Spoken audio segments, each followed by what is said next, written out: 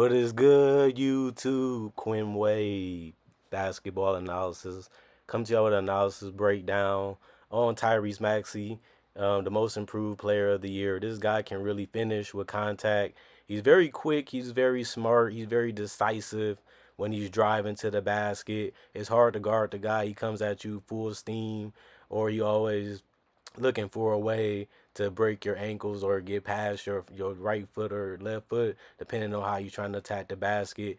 This team doesn't have the most floor spacing to maximize it, but they had just enough to show how great this guy is. He had to switch his style up a lot, depending on the compliments that they was putting around Joel Embiid, since this is his team, which is the Sixers. But when you look at Tyrese Maxey, he's one of the best point guards in the league. He's a great passer, high low passer, quick decision maker, and he can blow right past you and create a lot of havoc and open up the lanes to be able to pass too.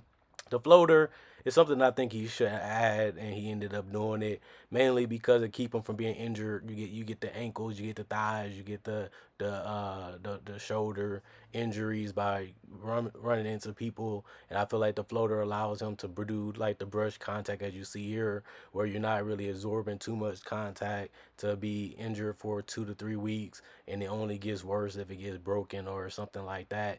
And we've seen a lot of point guards go down, with those upper body injuries or the way you fall in or the way you collapsing. So I think it's smart that he ended up integrating his floater system. He blows by the person in front of him. It's just like a layup at this point because he mastered it. But his he always had that acrobatic finishing ability because he knew that the center or the power forward or a small forward will rotate over, and he had to take full advantage of that to the best of his ability. And having a player like Joel Embiid or Tobias that can always trust you, since y'all have been through the war, it shows you what type of teammates you need to be a great point guard in this league.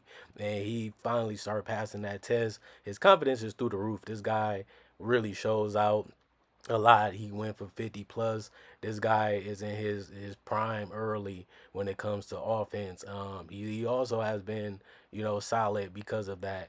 And I feel like watching this guy play, it just shows you the power of that confidence.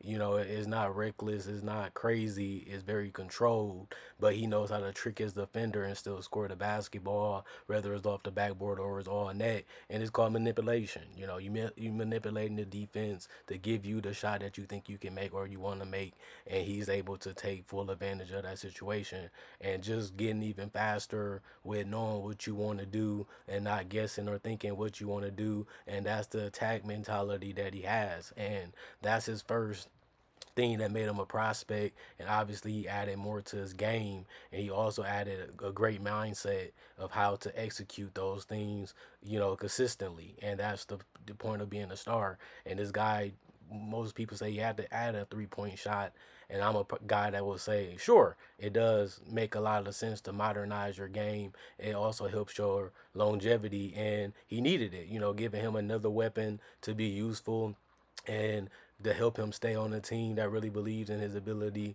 to evolve. And it has. This was the weapon that he needed to take the next level, and he took full advantage of it. Even took some shots that I thought he was crazy, but if he feeling it, he's feeling it, and now we know what type of Maxi to expect. Superstar is basically what this guy is on. He can defend, he can rebound, he can pass. That's three. Then it's about being a coach on the floor, and I feel like he's done a great job of that too. He's not all offense, but he can get hot. He can really blaze you. He can really cross you up. He can really blow past you and make you look like what the heck happened. But it shows you the maturation of Maxi. He's not whining, he's not complaining, he's not angry, he's just going out there having fun, playing this game at the highest level. And this guy is one of the most dominant. And when it comes to defense, I feel the same on that. This guy can strip you, he can intercept you, he can deflect you, and he looks for these plays, not just for the wrong reason, for the right reason. He has that never give up attitude where he can block you when you don't see it coming or you think it's going to be an easy basket, and he takes advantage of that, and then he runs transition. These plays are huge for the Sixers because they're a very slow team, and this makes them exciting. This makes them fun, but it also gives a lot of steal. Now he can work on any team this way. It just this is the team that he gave his whole life to so far, and these are skill sets that everybody wants to have and everybody wants to keep, and he's a master at a lot of these things. But I do like the never quit, never give up attitude that Maxie shows with the blocks and the steals and stuff like that. But other than that, I'm proud of him becoming an all-star. Proud of him, moving up to the upper echelon players, especially at the point guard position. Feel like he's been a top 10. Now he's getting closer to his dream, but possibly, doing more. You got to take it one step at a time. And he showed that, the work, does come to fruition too, because he's living it, he's doing it, and he's going crazy. So I gotta give him his credit. He did his thing. He continues to do his thing, and this analysis breakdown is going to be special for him. A lot of people have goals. A lot of people want to reach him, and he's a guy that has done both on the NBA, which is the biggest stage in the world still. So we'll see what he does. We'll see what these teams do, and we see how his career goes. But he's off to a great start. Better than most people thought. You got to give him his credit now, and why not? He's a fun player to watch. He's exciting to watch, and why not give him his credit for that? Because he lived up to that hype, and he also became a better and greater basketball player at that. And the sky is the limit. So I still think there's some areas where he can still improve, but these are the areas he improved in the most, and this is why he moving up to all-star to superstar faster than what people thought. But you got so much time to work on your game for your own benefit. Why not, fill some of them holes up and make them strengths? Other than that, Quinn Wade Basketball Analysis signing out.